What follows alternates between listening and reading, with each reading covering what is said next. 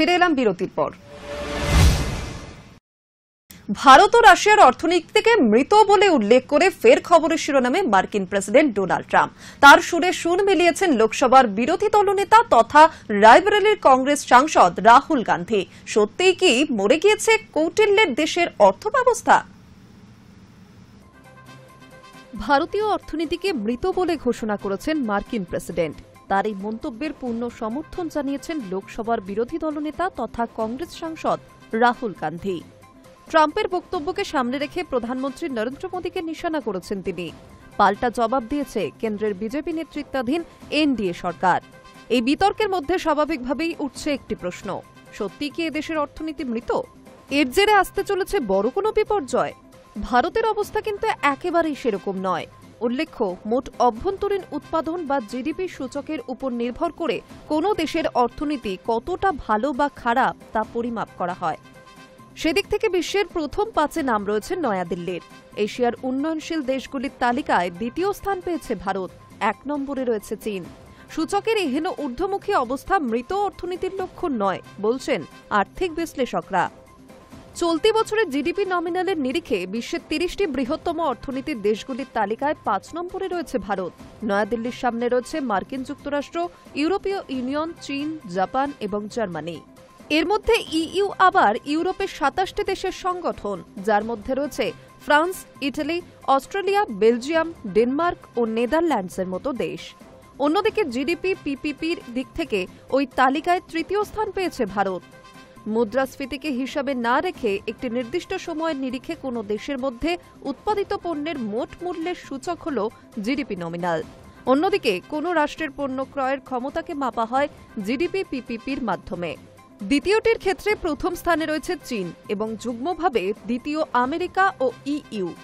সরকারি তথ্য অনুযায়ী জিডিপি নমিনালের দিক থেকে গত শতাব্দীর 80-র দশক পর্যন্ত ভারতের অর্থনীতি ছিল অনেকটাই মৃতবৎ। ওই সময়ে সূচকের বৃদ্ধি প্রায় হতো না বললেই চলে। 1991 সালে দেশে আর্থিক উদারনীতির প্রবর্তন করেন সাবেক প্রধানমন্ত্রী মনমোহন সিং। ওই সময়ে অবশ্য কেন্দ্রীয় অর্থমন্ত্রীর দায়িত্বভার সামলাচ্ছিলেন তিনি। তার নেওয়া পদক্ষেপে সারা বিশ্বের সামনে উন্মুক্ত হয় এ দেশের বাজার। ফলে মাত্র 4 বছরের মধ্যে জিডিপি নমিনালের নিরিখে বিশ্বের শক্তিশালী অর্থনৈতিক দেশগুলির তালিকায় 17 নম্বর স্থানে উঠে আসে ভারত। 2005 সালে আরও 4 ধাপ লাফিয়ে নয়াদিল্লি পৌঁছায় 13 নম্বরে। তবে আর্থিক বিশ্লেষকেরা মনে করেন এদেশের অর্থনীতিতে সত্যিকারের গতি আসে 2010 সালে। সে বছর প্রথম 10-এ ঠাঁই পায় ভারত। পরবর্তী 5 বছর 10ম স্থান ধরে রাখে নয়াদিল্লি। এই সময়সীমাকে সবচেয়ে গুরুত্বপূর্ণ বলে উল্লেখ করেছেন তারা, কারণ এরপর আর সরকারকে পিছনে ফিরে তাকাতে হয়নি। 2020 সালে কোভিড অতিমারি থাকা সত্ত্বেও জিডিপি নমিনালের তালিকায় 7 নম্বরে ঠাঁই পায় ভারত। এবছর সেখান থেকে আরও 2 ধাপ উপরে উঠেছে সূচক। বিশেষজ্ঞদের দাবি, দেশের আর্থিক বৃদ্ধির এই গতি বজায় থাকলে 2030 সালের মধ্যে বিশ্বের 3য় বৃহত্তম দেশে পরিণত হবে ভারত। এদেশের বৃদ্ধির সূচক নিয়ে চাঞ্চল্যকর পূর্বাভাস দিয়েছে আন্তর্জাতিক অর্থভাণ্ডার বা আইএমএফ এবং বিশ্বব্যাংক। তাদের রিপোর্ট অনুযায়ী 2025-26 আর্থিক বছর শেষ হতে হতে তালিকায় 4 নম্বর স্থানে পৌঁছে যাবে নয়াদিল্লি। আইএমএফ এর পূর্বাভাসে বলা হচ্ছে 2025-26 অর্থবর্ষে দেশের আর্থিক বৃদ্ধির হার থাকবে 6.4%। এই দিক থেকে চীনকে পিছনে ফেলবে ভারত। দ্বিতীয় স্থানে থাকা বেজিংয়ের আর্থিক বৃদ্ধির সূচক থাকতে পারে 4.8%। অন্যদিকে মার্কিন যুক্তরাষ্ট্রের অর্থনৈতিক বৃদ্ধি 1.9% হওয়ার সম্ভাবনা রয়েছে। তাৎপর্যপূর্ণ বিষয় হল, প্রথম 10-এ থাকা আর কোনো দেশের সূচক 1.5%-এর গণ্ডি পেরোবে না। মজার বিষয় হল, মার্কিন স্মার্টফোনের বাজারে ইতিমধ্যেই দাদাগিরি দেখাচ্ছে ভারত। চীনকে সরিয়ে ধীরে ধীরে সেখানে জায়গা পাকা করছে নয়াদিল্লি। সম্প্রতি প্রকাশ্যে এসেছে এই সংক্রান্ত একটি চাঞ্চল্যকর তথ্য। সেখানে বলা হয়েছে চলতি বছরের প্রথম 5 মাসে আমেরিকায় আমদানি করা প্রতি 3টে স্মার্টফোনের মধ্যে একটি হল মেড ইন ইন্ডিয়া। আর্থিক বিশ্লেষকদের দাবি, এই গতি বজায় থাকলে আগামী 3 থেকে 4 বছরের মধ্যে যুক্তরাষ্ট্রের বাজারে সিংহভাগ দখল করবে ভারতের মাটিতে তৈরি স্মার্টফোন। এবছরের জুলাইয়ের শেষ সপ্তাহে বিদেশ থেকে আমদানি করা স্মার্টফোন সংক্রান্ত তথ্য প্রকাশ করে মার্কিন যুক্তরাষ্ট্রের আন্তর্জাতিক বাণিজ্য কমিশন বা ইউএসআইটিসি। সেই রিপোর্টে বলা হয়েছে 2025 সালের প্রথম 5 মাসে ভারত থেকে আমেরিকার স্মার্টফোনের আমদানি বৃদ্ধি পেয়েছে 3 গুণ। তাৎপর্যপূর্ণ বিষয় হল, গত বছর নয়াদিল্লি থেকে ওয়াশিংটনের স্মার্টফোন আমদানির পরিমাণ ছিল 11%। এই বছরে ইতিমধ্যে সেই সূচক 30% পৌঁছে গিয়েছে।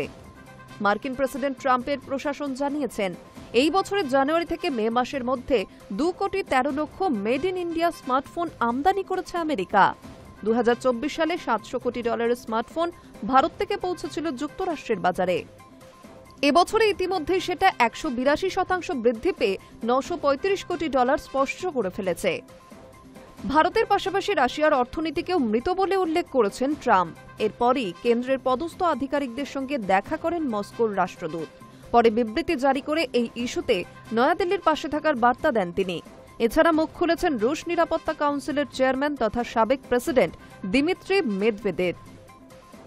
বর্ষিয়ান মার্কিন প্রেসিডেন্টকে উল্টে মৃত হাতের হুমকি দেন তিনি। মেদভেদেভ বলেছেন, ট্রাম্প ভারত ও রাশিয়ার অর্থনীতিকে মৃত বলে বিপজ্জনক এলাকায় ঢুকে পড়েছেন। আপনার প্রিয় সিনেমাগুলির মধ্যে দ্য ওয়াকিং ডেডের কথা মনে রাখা উচিত। কি ভয়ঙ্কর ছিল তার মৃত হাত, অথচ তার কোনো অস্তিত্ব নেই, কখনো ছিলও না। রাশিয়ার পাশাপাশি ভারতের পাশে দাঁড়িয়েছে ইরানও। এ ব্যাপারে এক্স হ্যান্ডেলে একটি পোস্ট করে নয়াদিল্লির তেহরানের দূতাবাস। সেখানে বলা হয়েছে, যুক্তরাষ্ট্র অর্থনীতিকে অস্ত্র হিসেবে ব্যবহার করছে। ভারত ও ইরানের মতো স্বাধীন দেশের উপরে ইচ্ছেমতো নিষেধাজ্ঞা চাপিয়ে তাদের উন্নতিতে বাধা দেওয়ার চেষ্টা করা হচ্ছে। তাদের জোর করে চাপিয়ে দেওয়া বৈষম্যমূলক পদক্ষেপগুলি আন্তর্জাতিক আইনের পরিপন্থী। এতে আঘাতপ্রাপ্ত হচ্ছে সার্বভৌমত্ব, যা আর্থিক সাম্রাজ্যবাদের আধুনিক রূপ। গত 30 জুলাই নিজের সমাজ মাধ্যম প্ল্যাটফর্ম ট্রুথ সোশ্যালে নয়াদিল্লি ও মস্কোকে নিশানা করে একটি পোস্ট করেন ট্রাম্প। সেখানে তিনি লেখেন, ভারত রাশিয়ার সঙ্গে কি করছে তাতে আমার কিছু যায় আসে না। ওরা ওদের মৃত অর্থনীতিকে একসঙ্গে ধ্বংস করতে পারে। আমি সবকিছুর জন্য চিন্তা করি। আমরা ভারতের সঙ্গে খুব কম ব্যবসা করেছি, কারণ নয়াদিল্লির শুল্ক অনেক বেশি। একে বিশ্বের সর্বোচ্চ বলা যেতে পারে। রাশিয়া ও আমেরিকার মধ্যে প্রায় কোনো ব্যবসা নেই বললেই চলে। তার এই পোস্টের পরেই শুরু হয় হইচই।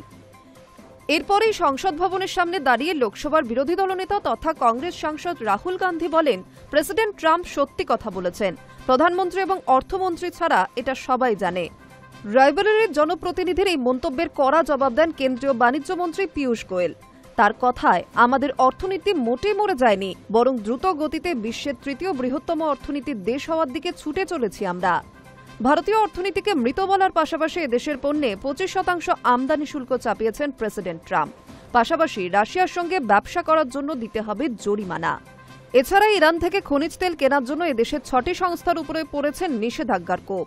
এই পরিস্থিতিতে নয়াদিল্লির আর্থিক বৃদ্ধির হার 20 থেকে 30 বেসিস পয়েন্ট পর্যন্ত কমতে পারে বলে পূর্বাভাস দিয়েছে একাধিক আর্থিক মূল্যায়ন সংস্থা।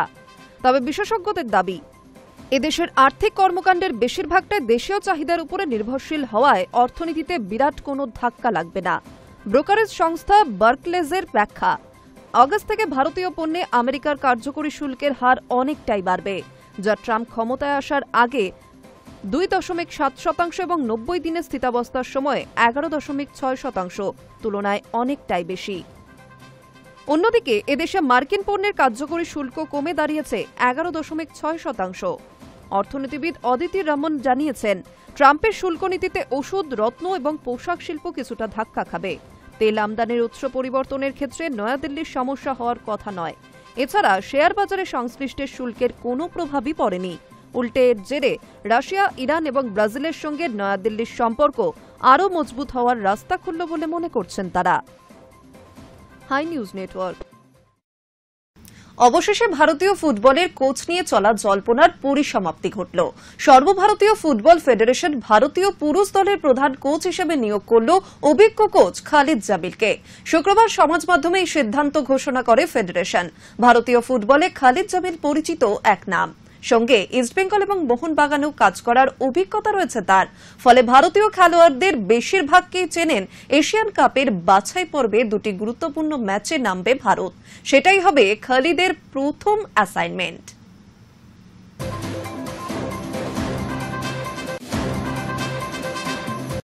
এখন এই পর্যন্ত নিউজ টুডে। পরবর্তী অন্যান্য খবরের জন্য নজর রাখুন হাই নিউজের। নির্ভীক, নিরপেক্ষ।